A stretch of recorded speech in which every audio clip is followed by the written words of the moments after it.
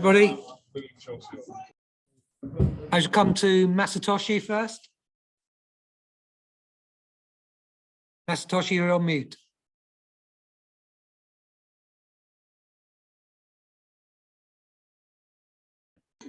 Hello, Mikel. Hello. Just about Tommy's absence. How serious is Tommy's injury? Well, Tommy had an injury, and we didn't have anybody to play in that position against Liverpool, and he really wanted to push. He tried. He played the 90 minutes, and he felt it again. So he will be out for a couple of weeks.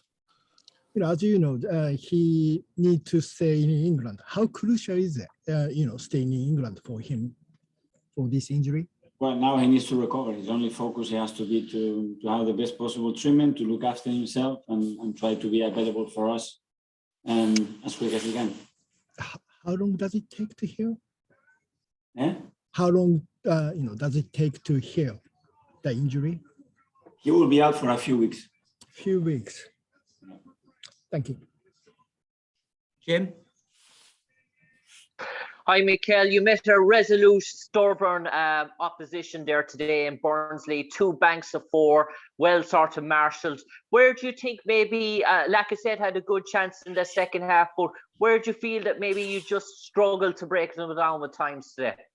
Well, the way we started the game, it was slow. We didn't play forward enough. We didn't have enough urgency, and probably because of Thursday, it could be one of the reasons after we picked the game up and we started to be better, and certainly the second half was completely different. We were much more dynamic. We had more penetration. We played forward. We had better positions to threat in behind and the width in many situations, and we created a number of situations, shots, crosses.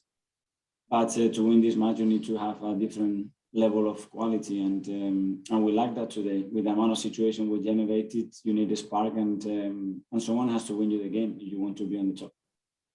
And finally, for me, Mikel, I saw you there on the sideline for the last 10 minutes, and you were anxious on the sideline whenever Burnley, when Dwight McNeil got the ball in the counter. Were you worried there that maybe you were pressing up, that you left yourself a bit exposed there in the back in the last 5 minutes? Dwight McNeil had started 2 chances a note.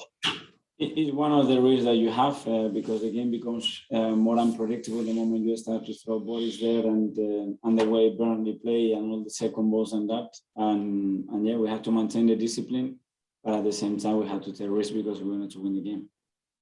Yes. Mark? Mikel, with the players you've let go this January, do you feel now this squad needs to be improved with signings in the coming days if you want to challenge for the top 4?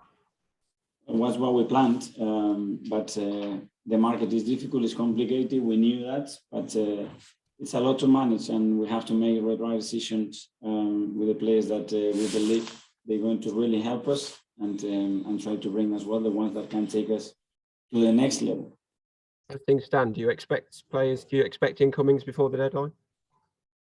Well, we are certainly trying, but I don't know if we're going to be able to do it. Let's see. It's not only our intention, but a lot of facts that are needed to happen. It's no goals in your last 4 games now.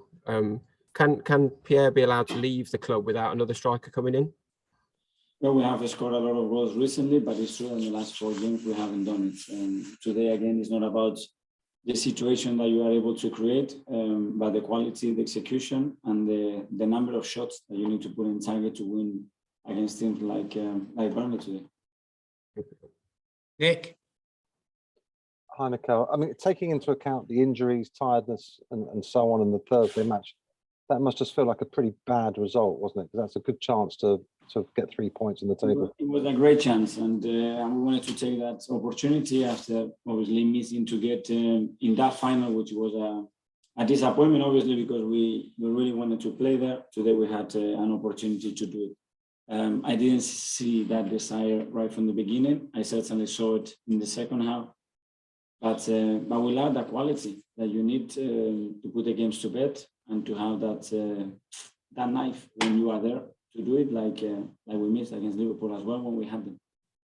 I understand it's not easy to get deals over the line, but do you wish there'd been some players coming in at the beginning of the transfer window rather than at the end when you haven't even gotten games till February. I think that's the dream of every manager, and to have them in the first day, but it's not realistic. And in this window as well, you look at the history of this window, a lot of things happened right at the end. And just fine. So what are your plans now for the next week or so without any games?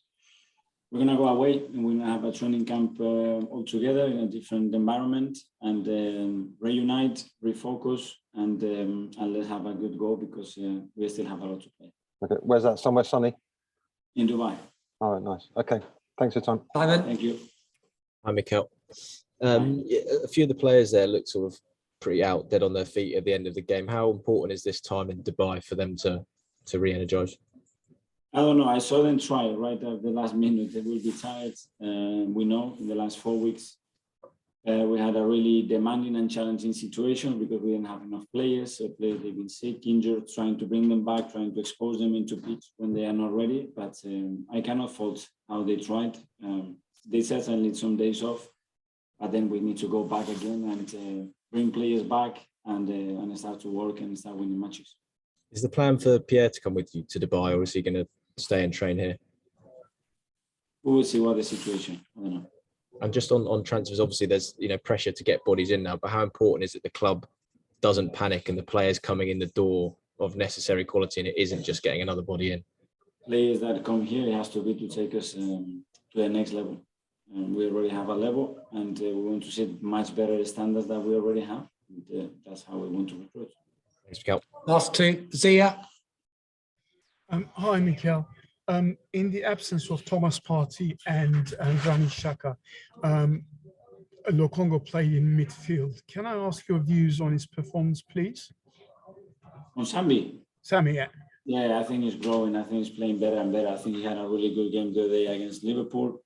His understanding of the game, he's managing the physicality much better, and he's maturing. But it's a lot to ask. Obviously, when we signed in the expectation that we had in that first year for him to start adapting, but he's had to play many more minutes than we expected, and the kid is trying his best, and I think he's doing pretty well.